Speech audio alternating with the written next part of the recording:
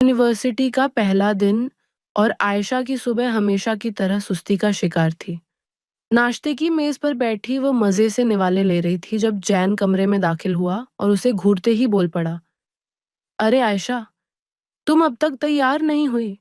जरा देखो, हमारी महारानी आज यूनी के पहले दिन ही लेट हो जाएंगी। कुछ शर्म होती है, कुछ हया होती है। आयशा ने चम्मच प्लेट में रखा और खफा होकर उसे देखा। ओहो जैन, तुम ना बेकार में इतना शोर मचाते हो। अगर मैंने नाश्ता ना किया तो यूनी में भूख से निढाल होकर बेहोश हो जाऊंगी। फिर तुम्हें ही संभालना पड़ेगा। इसलिए कृपया चुप करके मुझे नाश्ता करने दो। जैन ने सिर झटका। मैडम, अगर नाश्ता इतना ही जरूरी था तो समय पर उठ जाती। मगर नहीं, नींद पूरी होनी चाहिए ना। आयशा ने हाथ उठाकर उसे और बोलने से रोका। बस बस, ज्यादा लेक्चर देने की जरूरत नहीं, चलो चलें। यह कहकर वह सबको खुदा हाफिज कहती बाहर निकल गई और वहीं हिना भी आ गई, जो पहले से ही उनका इंतजार कर रही थी। हिना आयशा की बचपन की दोस्त थी जो उसके मोहल्ले में ही रहती थी। दोनों एक साथ यूनिवर्सिटी आती जाती थीं, लेकिन उसने सब्जेक्ट अलग रखे थे क्योंकि वह कहती थी कि मैं आयशा जितनी होशियार नहीं, इसलिए मैं तो बस साधारण साधारण पढ़ूंगी। डिग्री ही तो लेनी है। बड़ी क्लास की उसकी अपनी ही तर्क थी, जबकि जैन ने सिर झटका और उसके पीछे चल पड़ा। इतने में वहां बैठा एक शख्स यह सारा नजारा चुपके से देख रहा था। उसके होंठ सख्त हो गए, उसकी आंखों में गुस्सा चमका, लेकिन उसने खुद को कंट्रोल किया और खाना खाने लगा। यूनिवर्सिटी पहुंचकर जैन ने आयशा को उसकी क्लास तक छोड़ा, ताकि कोई नया स्टूडेंट होने की वजह से उसके साथ मजाक ना करे। जैन की यूनिवर्सिटी में खासी ढाक थी, इसलिए उसके होते हुए कोई आयशा के साथ बदतमीजी करने की हिम्मत नहीं करता था। अगर कोई समस्या हो तो मुझे कॉल कर देना, मैं यूनी में ही हूँ। ओह प्लीज, क्या मैं नर्सरी की बच्ची हूँ कि तुम मुझे बच्चों जैसा ट्रीट कर रहे हो? आयशा ने तीखा जवाब दिया।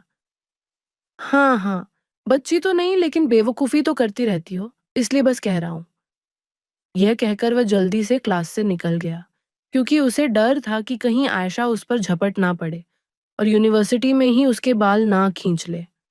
बात ऐसी थी कि जब भी आयशा जैन से नाराज होती, उसके बालों की खैर नहीं थी, लेकिन उनकी यह नोक-झोंक कभी खत्म नहीं होती थी। शाम को जब आयशा घर वापस आई तो कुछ देर बाद उसकी दोस्त हिना भी आ गई। आयशा, आयशा, कहाँ हो? हिना चिल्लाती हुई अंदर आई, लेकिन हॉल में फरहान अली को देखते ही सकते में आ गई। फरहान ने उसे बेजारी से देखा और फिर अपना फोन इस्तेमाल करने लगा। हिना फौरन वहां से गायब हुई और सीधा आयशा के कमरे में चली गई। क्या यार, मैंने तुम्हें कितनी बार कॉल किया लेकिन तुमने सुना ही नहीं। नीचे तुम्हारा वो चिड़चिड़ा कजिन बैठा था। उसे देखकर मेरी तो हिम्मत निकल गई। सोचा, हिना आज तो तू गई, इतनी जोर से चिल्लाई। यह सुनकर आयशा ने उसकी तरफ देखा और कहा, तुम्हारे अपने घर में सुकून नहीं है क्या? अभी यूनी से वापस आई और यहाँ चली आई। तुम्हारा क्या मसला है? देख मेरी जान, मैं यहाँ इसलिए आई कि हम शॉपिंग पर जाएं। क्या? तुम्हारा दिमाग खराब हो गया है? अभी यूनी से वापस आए हैं और तुम शॉपिंग के लिए तैयार हो। तुम नहीं थकती, लेकिन मैं थक गई हूँ, इसलिए मुझे सोना है। ओ चलो यार, तुम ऐसी बूढ़ियों की तरह क्यों थक जाती हो? लगता है कोई बूढ़ी आत्मा तुम पर सवार हो गई है। हर वक्त थक गई। उठो, इतना ड्रामा ना करो। देख, जैन का बर्थडे है और मुझे शॉपिंग करनी ही है और तुम्हें भी साथ ले जाऊंगी। अब जल्दी उठो, कोई नखरे ना करो। तुम जानती हो मैं यहाँ से हटूंगी नहीं। नाचार आयशा उठी और जैसे ही नीचे जाने के लिए आई तो फरहान अली ने उसे घूर कर देखा। कहाँ जा रही हो? उसने गहरी आवाज में पूछा। ऊ ऊ फरहान भाई, मैं और हिना शॉपिंग पर जा रहे हैं। किसकी इजाजत से? मम्मा, मैंने मम्मा से पूछा था, उन्होंने कहा ड्राइवर के साथ जा सकती हो।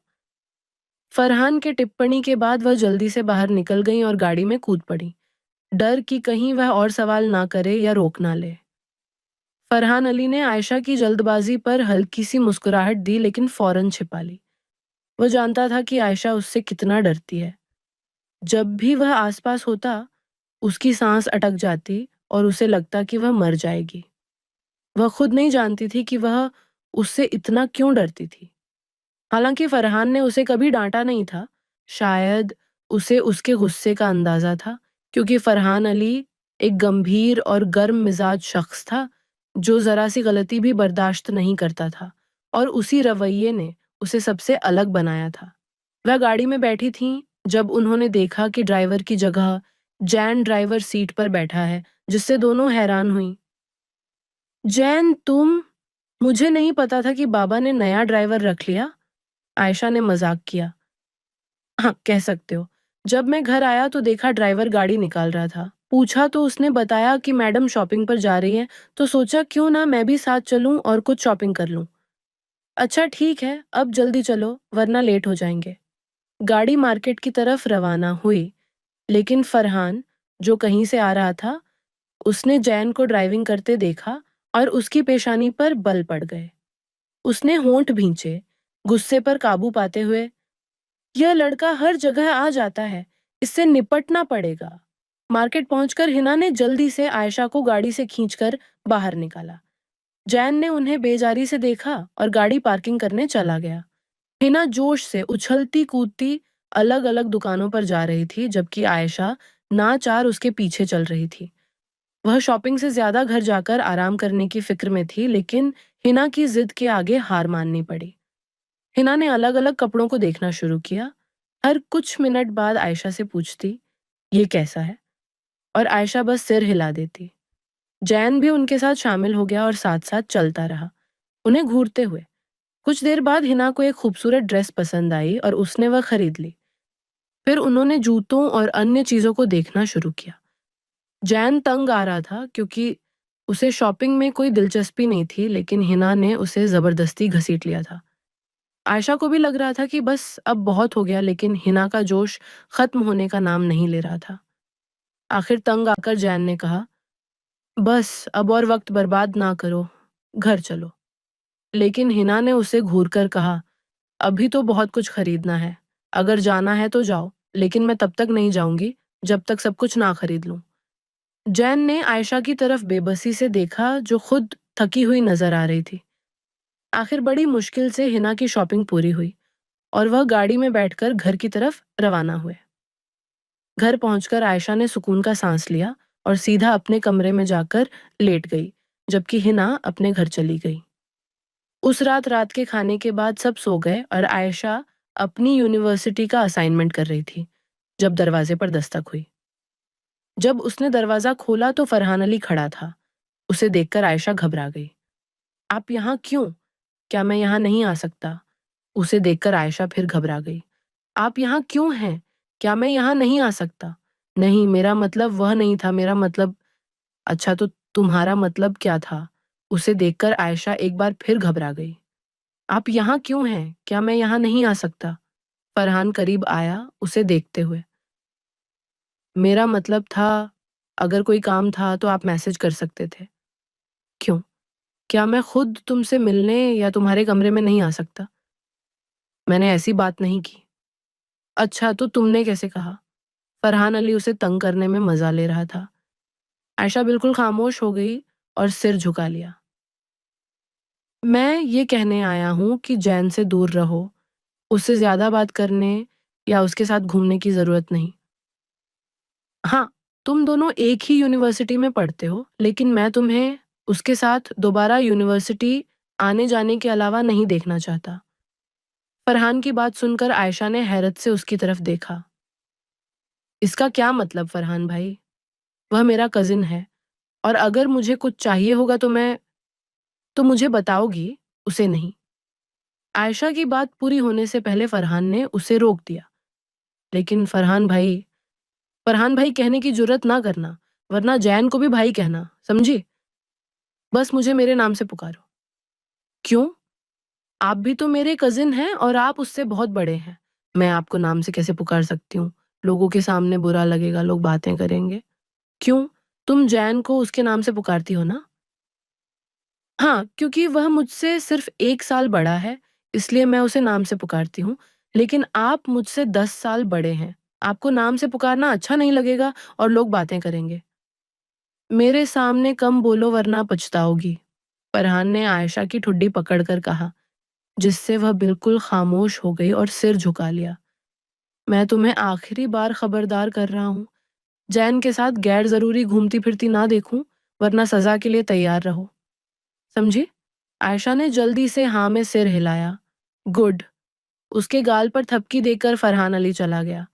आयशा ने जल्दी से दरवाजा लॉक किया, उसके सहारे टेक लगाई, लंबे सांस लिए और खुद को शांत करने की कोशिश की, जो अब बिल्कुल नामुमकिन थी। अगली सुबह जब आयशा उठी तो उसका सिर भारी था। शायद रात की थकावट अभी बाकी थी। वह मुश्किल से बिस्तर से उठी और बाथरूम में तैयार होने चली गई। जब वह नीचे आई तो सब नाश्ता कर रहे थे। हिना भी वहां थी, खुशी से खाती हुई। आयशा ने सबको सलाम किया और हिना को देखकर कहा, तुम अपने घर पर नाश्ता नहीं कर सकती क्या फकीरनी?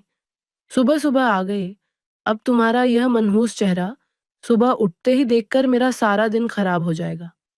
नहीं भाई, सोचा आज तुम्हारे साथ नाश्ता कर लूं।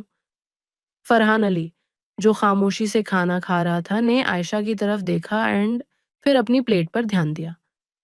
जैन भी वहां था, सबके साथ मजाक करता और हंसता हुआ।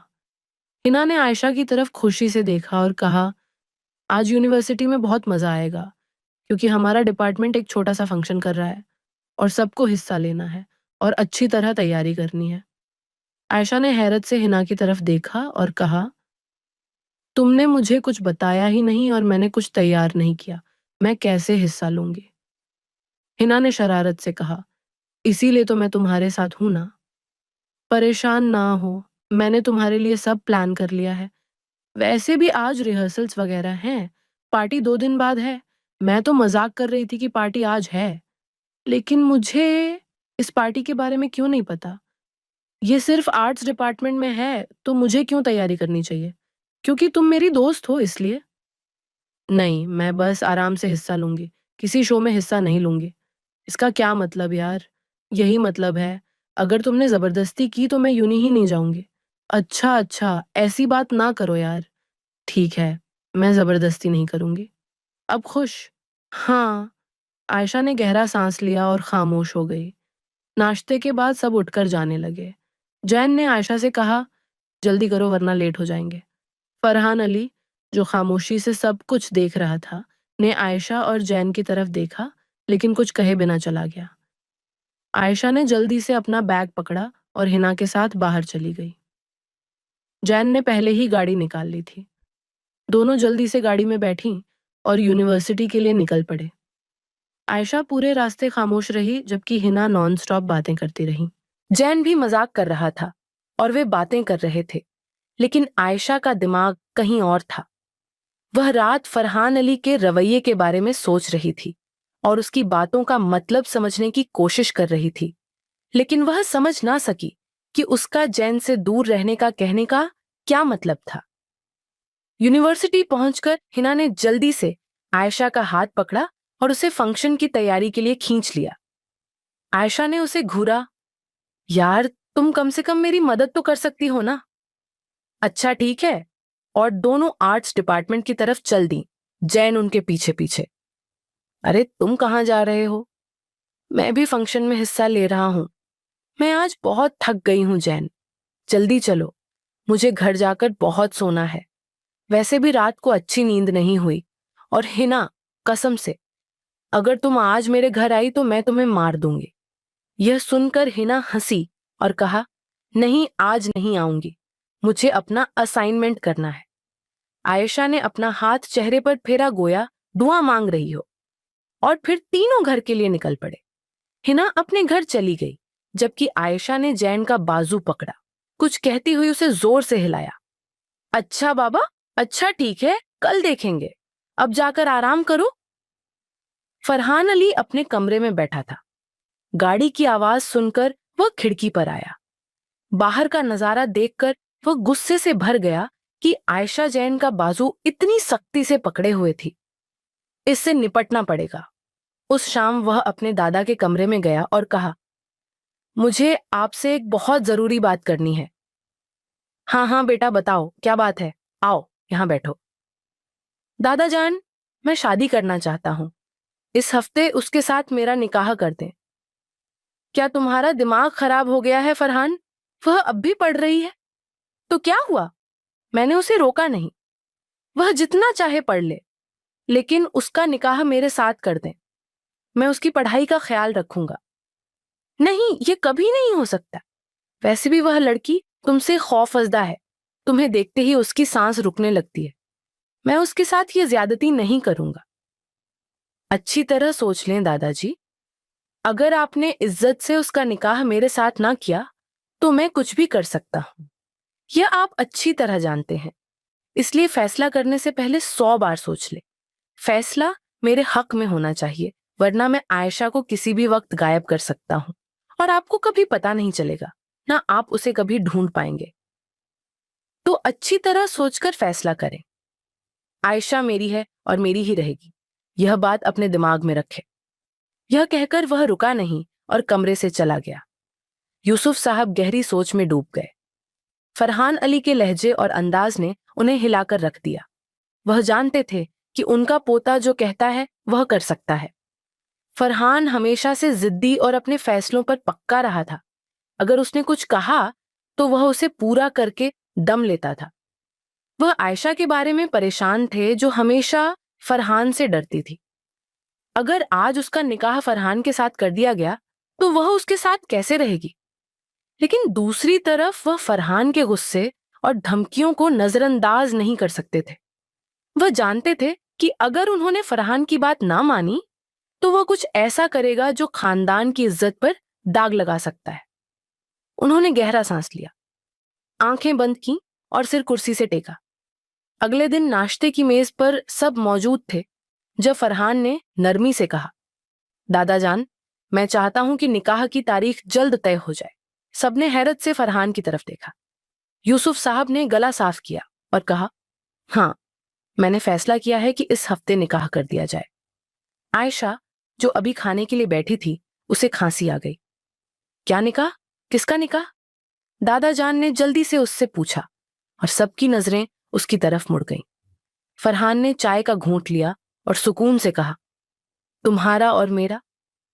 आयशा को लगा जैसे किसी ने उसके सिर पर बम गिरा दिया हो। क्या?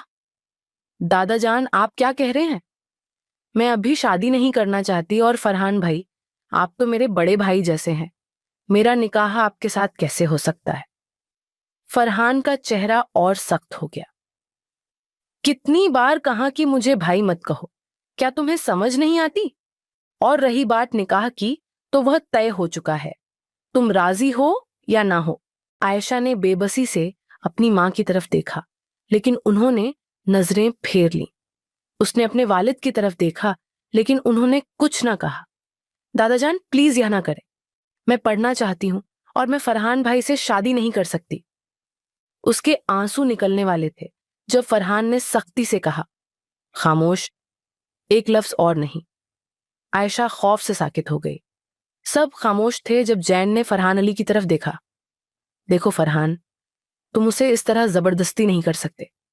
अगर वह नहीं चाहती तो मैं कुछ भी कर सकता हूं। अपना मुंह बंद रखो, मुझे तुम्हारी नसीहत की जरूरत नहीं। फरहान अली ने उसे बात पूरी नहीं करने दी, जबकि जैन होंठ भींच कर पीछे बैठ गया और इर्द गिर्द देखने लगा। जब उसकी नजर आयशा पर पड़ी जो रो रही थी, यूसुफ साहब ने कहा, निकाह 2 दिन बाद होगा।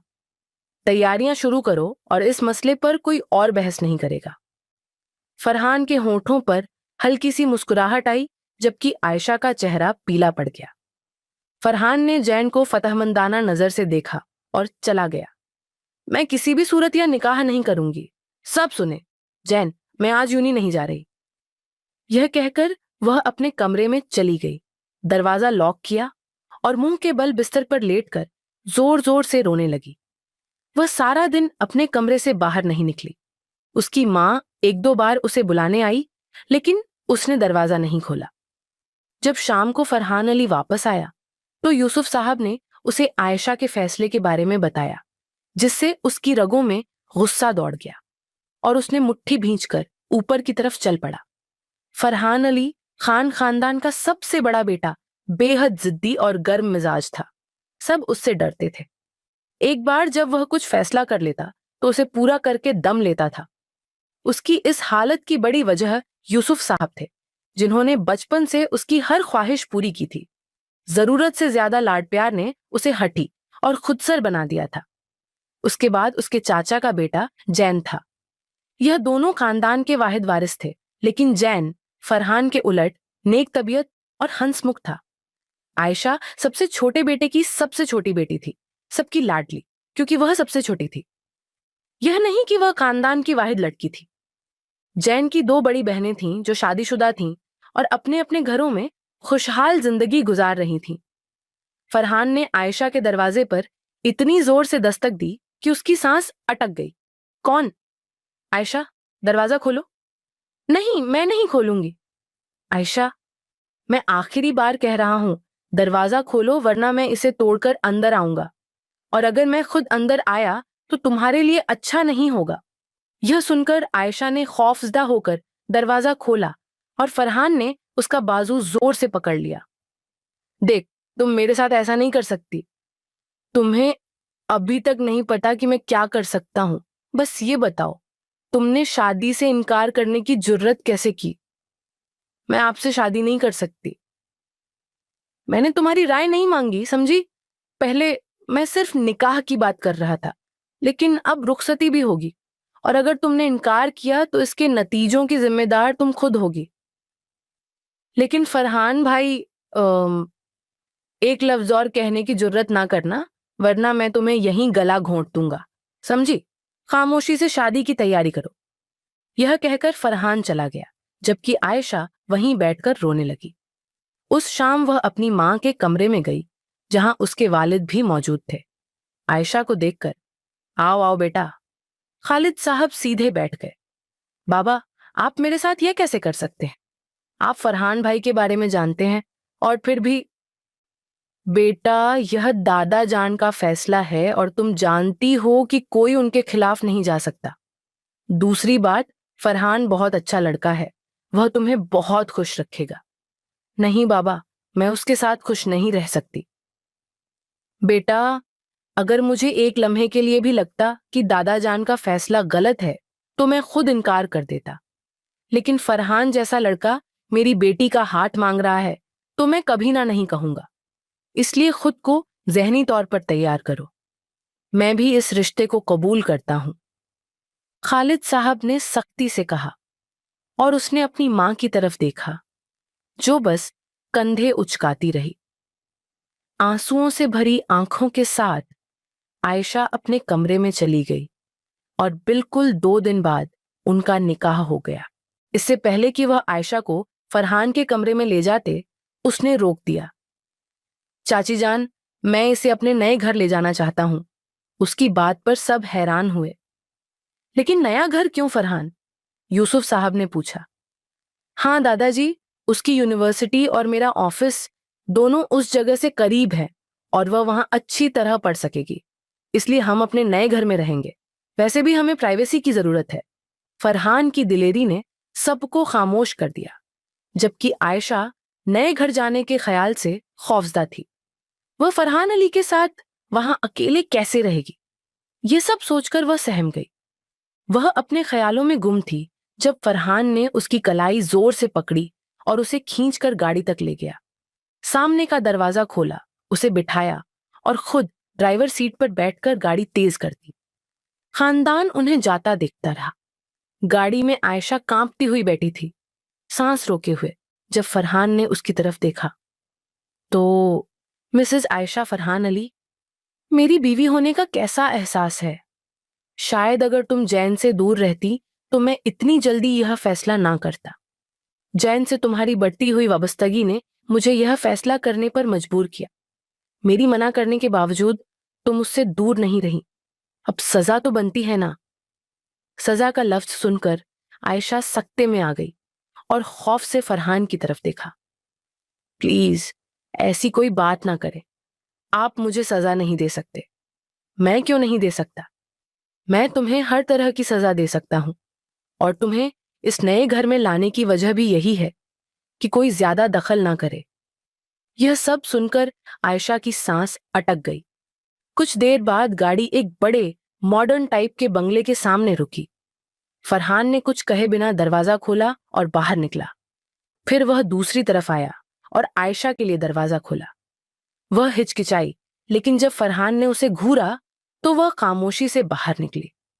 फरहान आगे चला, दरवाजा खोला और उसे अंदर आने का इशारा किया। आयशा की आंखों में खौफ साफ नजर आ रहा था। यह हमारा नया घर है, मिसेस फरहान अली, फरहान ने तंजिया लहजे में कहा और उसकी तरफ बढ़ा। आयशा ने फौरन पीछे हटने की कोशिश की, लेकिन दीवार से टकरा गई। देखिए फरहान भाई। उससे पहले कि वह और कहती, फरहान ने एक तेज हरकत में उस पर झुककर अपनी सांसें उसकी सांसों से मिलाई। आयशा की सांस लड़खड़ाने लगी। फरहान ने कोई रहम ना किया, अपनी शिद्दत बढ़ाता गया। काफी देर बाद जब आयशा थक गई, उसके आंसू उसकी गर्दन तक बह गए और उसकी सांस लगभग रुक गई, तब फरहान ने उस पर रहम किया और उसे छोड़ दिया। अपनी पेशानी उसकी पेशानी से टिकाते हुए उसने लंबे सांस लिए, जबकि आयशा सिसकियां लेती रही।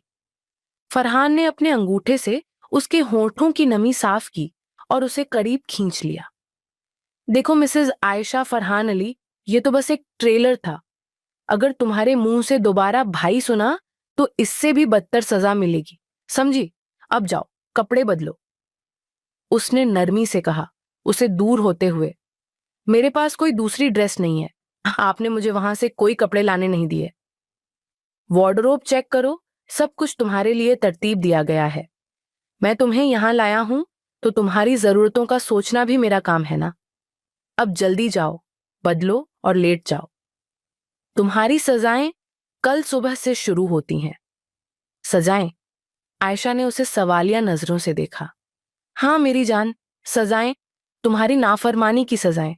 अब जल्दी जाओ, इससे पहले कि मैं तुम्हें यहीं अभी एक खूबसूरत सजा दे दूं, उसने मजाकिया तौर पर कहा और आयशा जल्दी से वार्डरोब की तरफ गई, एक ड्रेस पकड़ी और चेंजिंग रूम में भाग गई, जबकि फरहान अली ने अपना लैपटॉप लिया और बिस्तर पर बैठ गया। कुछ देर बाद आयशा कपड़े बदलकर बाहर आई और कुछ देर वहां खड़ी हिचकिचाती रही, इर्द गिर्द देखती रही। अब क्या सारी रात वहीं खड़े रहने का इरादा है? ऊ ऊ मैं कहाँ सोऊंगी? आयशा के सवाल पर फरहान की पेशानी पर बल पड़ गए। इसका क्या मतलब? क्या तुम अंधी हो? ये बड़ा सा बिस्तर नजर नहीं आता? लेकिन आप यहां सो रहे हैं ना, उसने मासूमियत से कहा। मिसेस फरहान अली, तुम अब इतनी छोटी नहीं हो कि यह ना जानो कि शादी के बाद मियां बीवी एक ही बिस्तर पर एक साथ सोते हैं। लेकिन आपके साथ लगता है तुम पहली वाली सजा भूल गई, अपने लिए और मुसीबत ढूंढ रही हो ना। आयशा की बात पूरी होने से पहले फरहान ने उसे रोक दिया। उसे सुनकर आयशा का चेहरा बदल गया और वह जल्दी से बिस्तर की तरफ बढ़ी, एक तरफ लेट गई, कंबल अपने चेहरे तक खींच लिया और साकित हो गई, जबकि फरहान ने सिर झटका और अपने काम पर वापस आ गया। कमरे में सन्नाटा छा गया, सिर्फ फरहान अली के लैपटॉप की टक टक की आवाज सुनाई दे रही थी। आयशा ने खुद को कंबल में और छिपाने की कोशिश की। उसका दिल गैर मामूली तौर पर धड़क रहा था। कुछ देर बाद फरहान ने लैपटॉप बंद किया और उसकी तरफ देखा, जो कंबल में लिपटी सोने का बहाना कर रही थी। फरहान ने हल्की सी मुस्कुराहट दी, सिर झटका, लाइट बंद की और आयशा को करीब खींच लिया। आयशा ने मुकाबला किया, लेकिन फरहान ने अपनी पकड़ मजबूत कर ली। जैसे आयशा को लगा कि उसकी पसलियां ही टूट जाएंगी, तो आयशा ने मुकाबला करना बंद कर दिया। फरहान ने मुस्कुराते हुए अपना घेरा थोड़ा सा ढीला किया और उसके बालों में हाथ फेरते हुए उसे सुलाने लगा। पर कुछ ही देर में वह सो गई। उसकी भारी सांसें महसूस करके फरहान ने उसके माथे पर चूमा दिया और खुद भी आंखें बंद करके कुछ ही देर में नींद की वादियों में खो गया। सुबह होते ही आयशा की आंख खुली तो उलझी हुई नजरों से इर्द गिर्द देखने लगी। एक पल को याद ही ना आया कि वह कहाँ है। जब याद आया तो झट से उठकर बैठ गई। उसका दिल अजीब सा हो रहा था। इतने में दरवाजा खुलने की आवाज आई और फरहान अंदर दाखिल हुआ। उसने एक नजर आयशा पर डाली। उठ गई महारानी साहिबा? अगर नींद पूरी हो गई हो मलिका आलिया की, तो उठकर नाश्ता भी बना लो, मुझे ऑफिस से देर हो रही है। नाश्ता? मैं कैसे? मुझे तो नाश्ता बनाना नहीं आता। मेरा मतलब मुझे कुकिंग नहीं आती। क्या? मतलब कुकिंग नहीं आती? मैंने कभी कुछ नहीं बनाया, एक चाय के अलावा। अब क्या? सारी रात इधर ही खड़े रहने का इरादा है? फरहान ने गहरी सांस भरी और खुद को शांत किया। मेरी बात सुनो, उठो।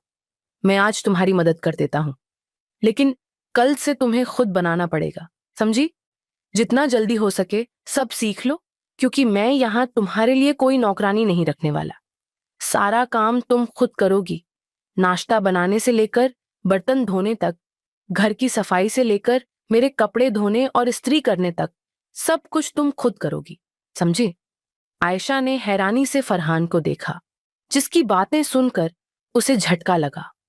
वह तो हमेशा एक आरामदेह जिंदगी गुजारती आई थी, जहां उसे कभी किसी चीज की कमी महसूस नहीं हुई थी और ना ही कभी उसे कोई काम करना पड़ा था।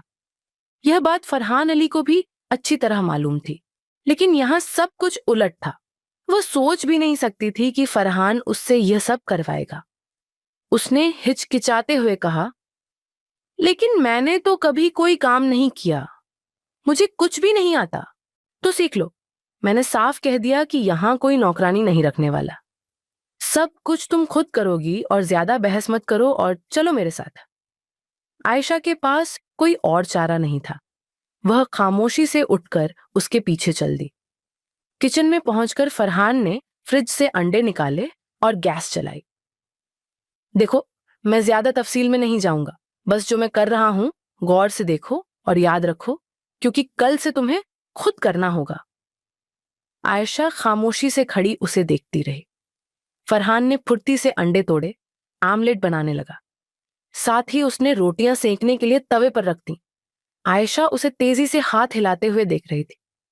कुछ ही देर में नाश्ता तैयार था और फरहान उसे डाइनिंग टेबल की तरफ ले आया। खाओ और अच्छी तरह याद रखो, कल से तुम्हें यह सब खुद करना होगा।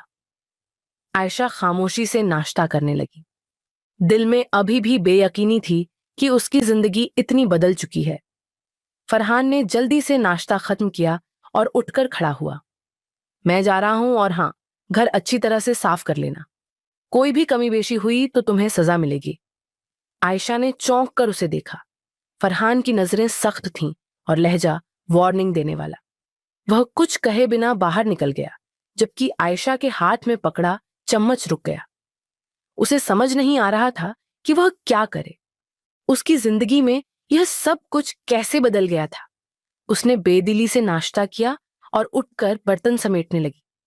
जैसे तैसे करके उसने बर्तन धोए, फिर घर की सफाई करने लगी। सारा घर साफ करने में उसे 3 से 4 घंटे लग गए और वह बहुत थक चुकी थी। जल्दी से फ्रेश होकर लेट गई और जल्दी से थकावट की वजह से सो भी गई।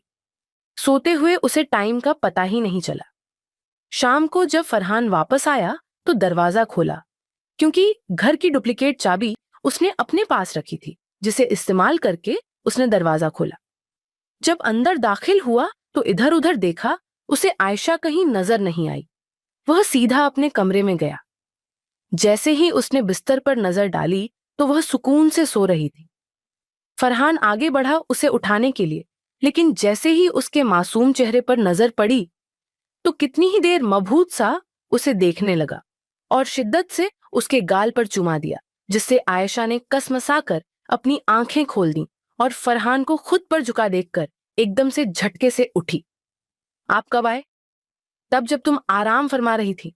जल्दी से मुझे खाना दो, बहुत भूख लग रही है। खाना? लेकिन खाना तो मैंने बनाया ही नहीं। आयशा मुनमुनाई।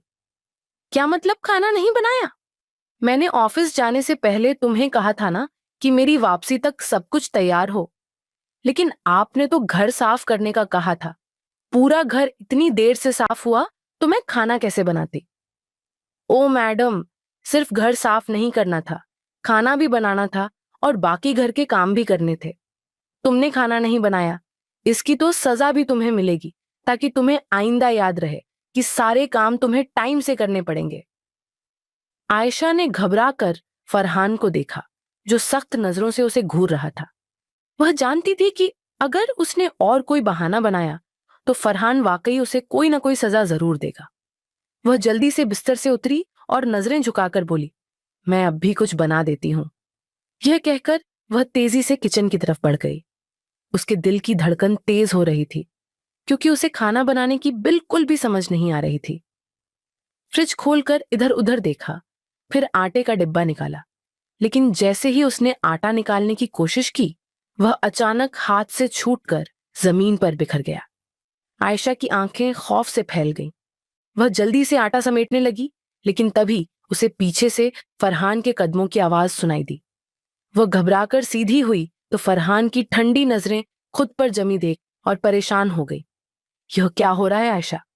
वह सिर झुकाकर बोली, वो मुझसे गलती हो गई। मैं अभी साफ कर देती हूँ और खाना भी बना देती हूँ। फरहान ने गहरी सांस ली। जबरदस्ती अपने गुस्से पर काबू पाते बोला, ठीक है, लेकिन याद रखो, अगर आइंदा ऐसा हुआ तो मैं तुम्हें नहीं छोड़ूंगा। अब जल्दी करो और खाना तैयार करो। आयशा ने जल्दी से जमीन पर गिरा हुआ आटा साफ किया। परेशानी के आलम में खाना बनाने की कोशिश करने लगी। काफी देर की मेहनत के बाद भी जब कुछ ना बना सकी तो रोने लगी। उसकी सिसकियों की आवाज सुनकर वह किचन में आया तो उसने देखा आयशा नीचे बैठी रो रही है। उसके गालों और माथे पर आटा लगा हुआ है। उसका चेहरा देखकर फरहान को हंसी आती है, लेकिन वह जाब्त कर लेता है और उसके पास आकर सख्ती से उसका बाजू पकड़कर खींचते हुए उसे खड़ा किया। ये क्या हाल है और इस तरह रोने का क्या मतलब? फरहान ने उलटाते हुए पूछा तो आयशा की तो मानो सांस ही बंद हो गई।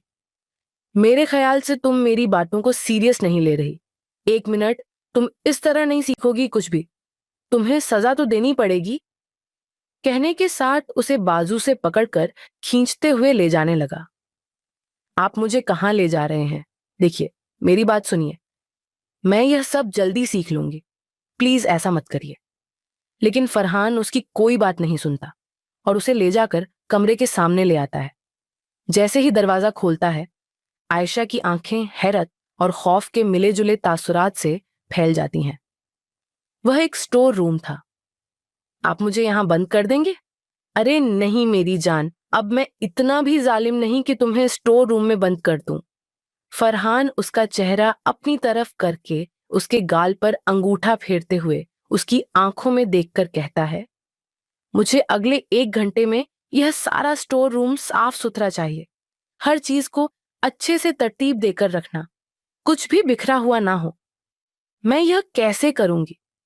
वह भी 1 मिनट में? देखिए फरहान, आप समझते नहीं हैं। एक तो यह सब इतना सारा बिखरा हुआ है और इतना गंदा भी है। कितना? मैं 1 घंटे में तो नामुमकिन है ना। और दूसरी बात, आप शायद नहीं जानते, मुझे डस्ट एलर्जी है। डस्ट से मेरी सांस बंद होने लगती है। मुझे सब मालूम है मेरी जान, लेकिन तुम इतनी सी डस्ट से मरने नहीं लगी और मैं तुम्हें इतनी आसानी से मरने भी नहीं दूंगा। चलो अब शुरू हो जाओ, इससे पहले कि टाइम खत्म हो जाए। उसकी बात सुनकर आयशा जल्दी से स्टोर रूम में चली गई और सफाई करने लगी।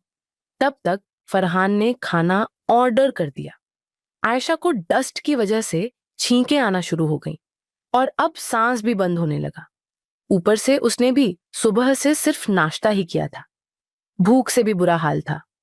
जैसे तैसे करके उसने सफाई की। उसमें 2 घंटे लग गए। वह निढाल होकर वहीं पर बैठ गई। अब उसमें इतनी हिम्मत नहीं रही थी कि वह यहां से निकल सके। ऊपर से उसकी सांस भी अब ज्यादा बंद हो रही थी। वह लंबे लंबे सांस लेकर सांस बहाल करने की कोशिश कर रही थी। ऊपर से छींकों की वजह से बुरा हाल हो रहा था। फरहान ने टाइम देखा, अभी तक आई क्यों नहीं। यही सोचते वह ऊपर गया तो सामने का मंजर देखकर उसके आसान खतरे हो गए। वह जल्दी से आगे बढ़ा और आयशा को बाजुओं में उठाकर बाथरूम में लाकर अच्छे से उसका मुंह धोया।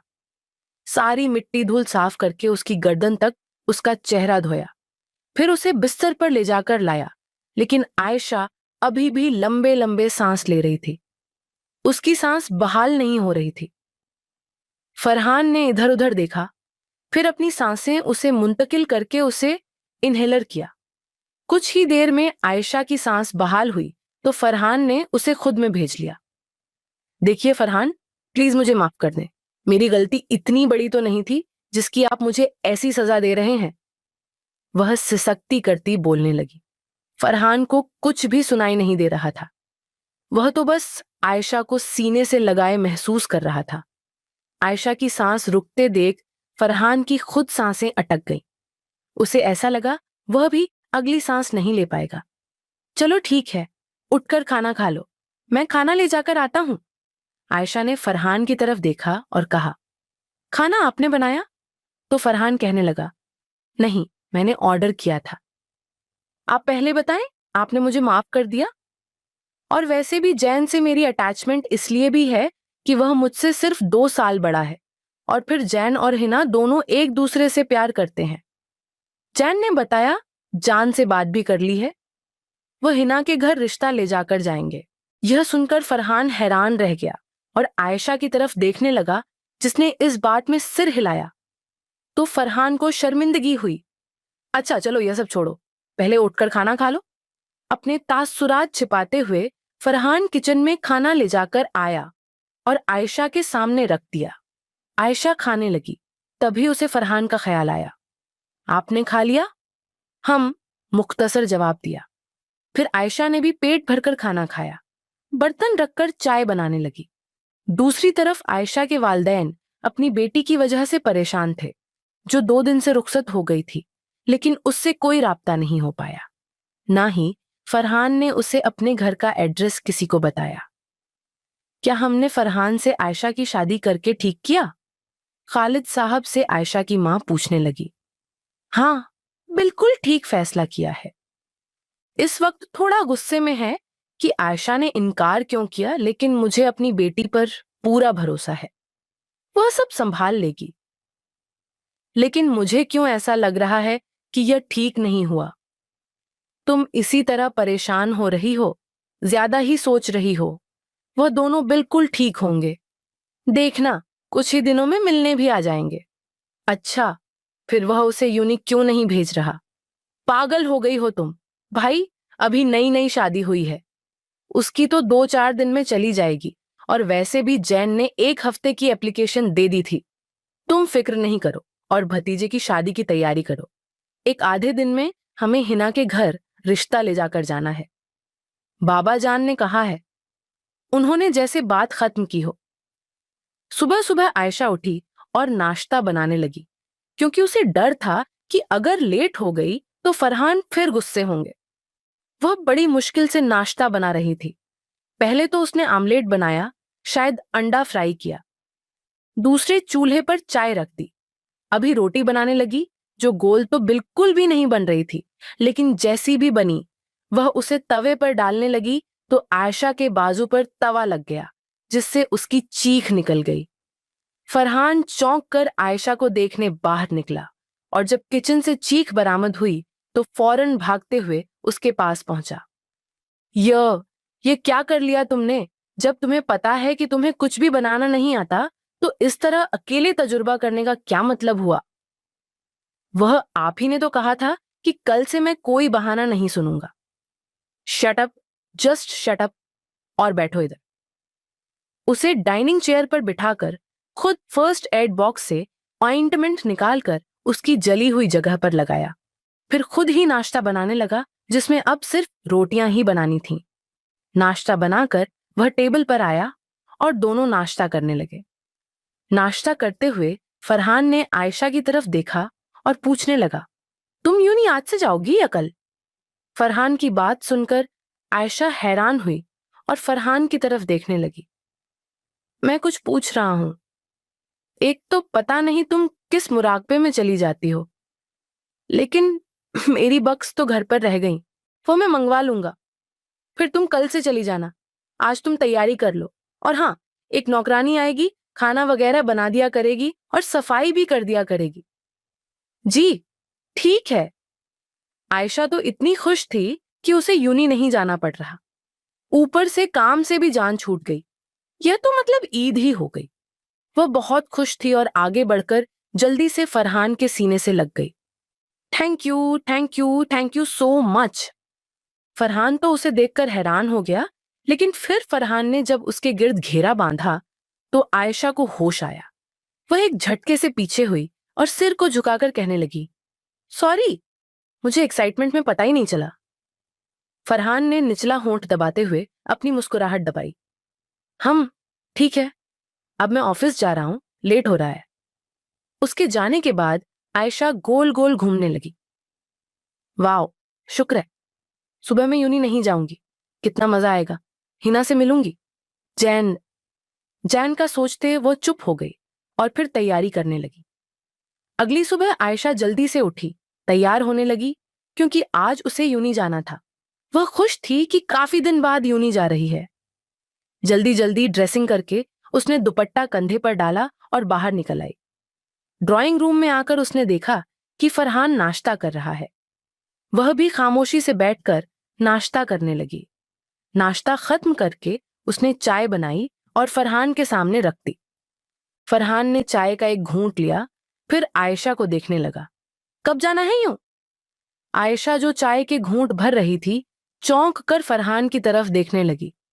जी, बस अभी, जैसे आप कहेंगे। अच्छा, तो तुम तैयार हो? गाड़ी तैयार है, मैं तुम्हें यूनिवर्सिटी छोड़ दूंगा। फरहान ने चाय का आखिरी घूंट लेते हुए कहा। उसकी नजरें आयशा पर जमी हुई थीं।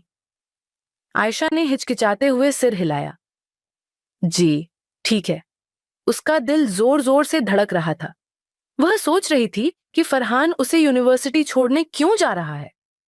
क्या वह उस पर नजर रखना चाहता है, या उसे जैन से दूर रखने की कोई नई चाल है?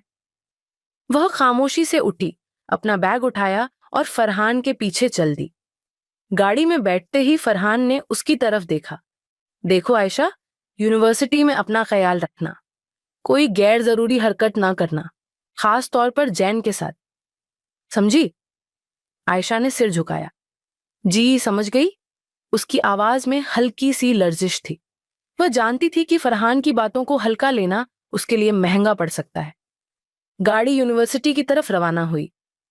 पूरे रास्ते आयशा खामोश रही, खिड़की से बाहर देखती हुई। फरहान भी कुछ ना बोला, बस गाड़ी चलाता रहा। जब वह यूनिवर्सिटी के गेट पर पहुंचे तो फरहान ने गाड़ी रोकी और आयशा की तरफ देखा। शाम को मैं तुम्हें लेने आऊंगा, वक्त पर गेट पर होना। जी, ठीक है। आयशा ने जल्दी से दरवाजा खोला और बाहर निकल गई। उसे लगा जैसे वह कैद से आजाद हो गई हो। वह तेजी से यूनिवर्सिटी के अंदर चली गई, जहां हिना उसका इंतजार कर रही थी। आयशा, हिना ने जोश से उसे गले लगाया। यार, कहाँ गायब हो गई थी? हम सब परेशान थे। जैन ने तो कहा कि वह खुद तुम्हारे घर जाएगा, लेकिन उसे पता ही नहीं कि तुम्हारा नया घर कहाँ है। आयशा ने हल्की सी मुस्कुराहट दी। बस कुछ मसरूफियत थी। वह फरहान के बारे में कुछ कहना नहीं चाहती थी। चलो, क्लास की तरफ चलते हैं। दोनों आर्ट्स डिपार्टमेंट की तरफ बढ़े, जहां फंक्शन की तैयारियां उरूज पर थीं। हिना ने आयशा का हाथ पकड़ा और जोश से कहा, देख, आज हमें फंक्शन के लिए कुछ परफॉर्मेंसेस फाइनल करनी है। तुम भी कुछ करोगी ना? नहीं यार, मैं बस देखूंगी। आयशा ने हंसकर इनकार किया, लेकिन हिना की जिद के आगे उसकी एक ना चली। आखिरकार उसे एक ग्रुप परफॉर्मेंस में शामिल होना पड़ा।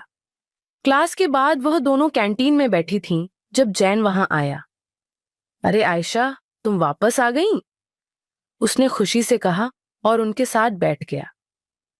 हाँ, बस आज से, आयशा ने मुख्तसर जवाब दिया। उसे फरहान की वार्निंग याद आ रही थी। जैन ने उसकी तरफ गौर से देखा। कुछ बात है, तुम ठीक तो हो ना? आयशा ने जल्दी से सिर हिलाया। हाँ हाँ, बिल्कुल ठीक हूं। लेकिन जैन मुतमिन नहीं हुआ। वह कुछ कहने ही वाला था कि हिना ने बात बदल दी। अच्छा जैन, तुमने फंक्शन के लिए क्या तैयारी की? जैन ने हंसकर कहा, बस मैं तो तुम दोनों का चीयर लीडर बनूंगा। तीनों हंसने लगे, लेकिन आयशा की हंसी में एक अजीब सी बेचैनी थी। शाम को जब आयशा गेट पर पहुंची तो फरहान की गाड़ी पहले से मौजूद थी। वह खामोशी से गाड़ी में बैठी। फरहान ने उसकी तरफ देखा। दिन कैसा गुजरा?